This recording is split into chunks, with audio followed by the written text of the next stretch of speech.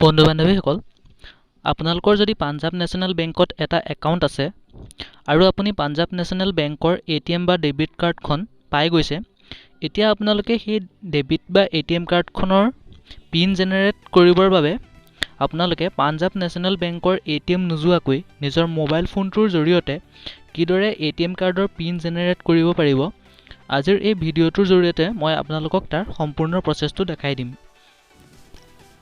বন্ধু বান্ধৱীসকল, বেংকে আপোনালোকৰ এটিএম কাৰ্ডখন আপোনাৰ পোষ্ট অফিচত পঠাই দিব। আপুনি পোষ্ট অফিচৰ পৰা এটিএম কাৰ্ডখন আনি লোৱাৰ পাছত পিন জেনেৰেট কৰিবৰ বাবে আপোনাৰ এটা গ্ৰীণ পিনৰ প্ৰয়োজন হ'ব।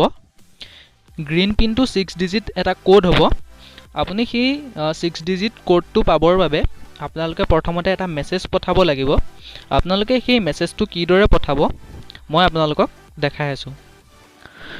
বন্ধু বান্ধৱীসকল, গ্ৰীণ পিনটো আনিবৰ বাবে আপোনালোকে প্ৰথমতে আপোনালোকৰ মেছেঞ্জাৰটো অ'পেন কৰি ল'ব।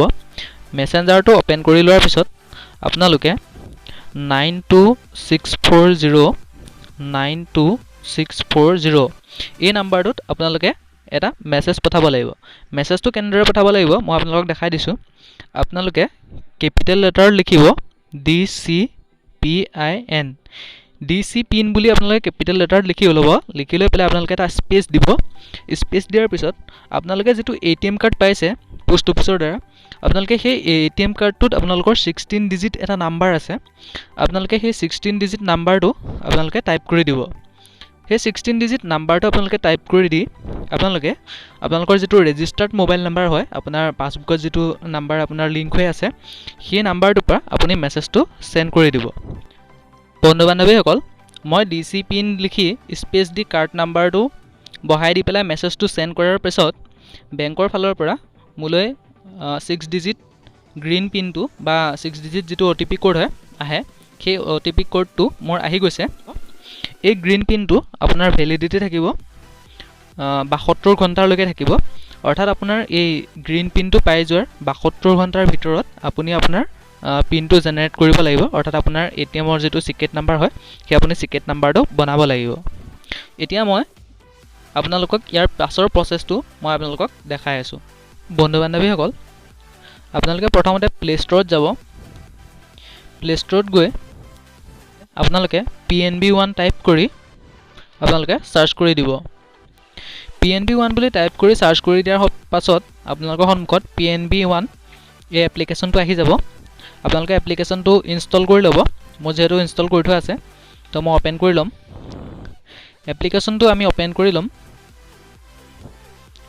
এপ্লিকেশ্যনটো অ'পেন কৰি লোৱাৰ পিছত আপোনালোকৰ যদি নেট বেংকিঙত ৰেজিষ্টাৰ কৰি থোৱা নাই, তেতিয়াহ'লে আপোনালোকে ৰেজিষ্টাৰ বাটনত ক্লিক কৰি আপোনালোকে ৰেজিষ্টাৰ কৰি আপোনালোকে ইউজাৰ ID আৰু পাছৱৰ্ড বহাই পেলাই আপোনালোকে লগ ইন কৰি আপোনালোকৰ এমপিনটো ছেট কৰি ল'ব।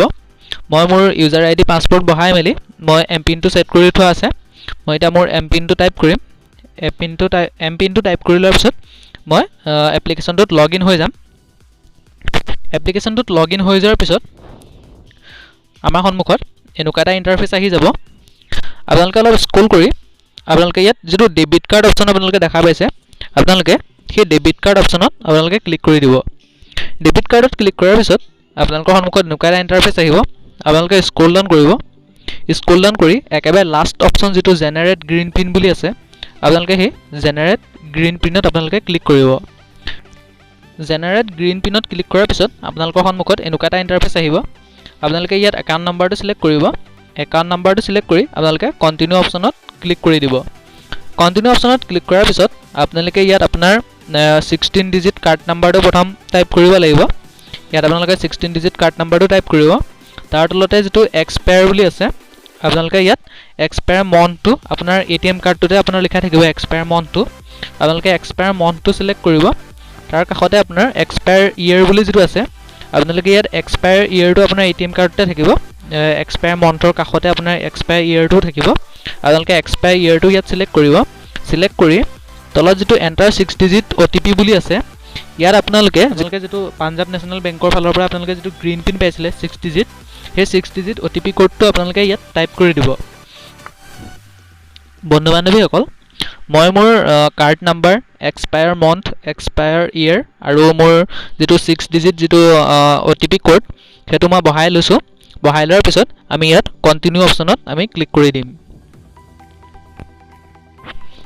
কণ্টিনিউ অপশ্যনত ক্লিক কৰাৰ পিছত আমাৰ সন্মুখত এনেকুৱা এটা ইণ্টাৰফেচ আহিব ইয়াত প্ৰথমতে আমাৰ একাউণ্ট নাম্বাৰটো তাৰ তলতে আমাৰ কাৰ্ড নাম্বাৰটো তাৰ তলত আপোনালোকে দেখিবলৈ পাইছে এণ্টাৰ নিউ পিন তাৰ তলত কনফাৰ্ম নিউ পিন অৰ্থাৎ ইয়াত আপোনাৰ যিটো আপোনাৰ এটিএমৰ যিটো সিক্ৰেট নাম্বাৰ আপুনি ৰাখিব বিচাৰে যিটো আপোনাৰ এটিএম পিন আপুনি ৰাখিব বিচাৰে ইয়াত আপোনালোকে প্ৰথমতে আপোনাৰ যিটো এটিএম পিন আপুনি ৰাখিব বিচাৰে সেইটো টাইপ কৰিব তাৰ তলতে আকৌ আপুনি কনফাৰ্ম আকৌ একেটা এটিএম পিনকে আপুনি দ্বিতীয়বাৰ আপুনি ইয়াত টাইপ কৰি দিব তো মই মোৰ এটিএম পিনটো মই টাইপ কৰি ললো তাৰ পিছত আমি সাবমিট অপশ্যনত আমি ক্লিক কৰি দিম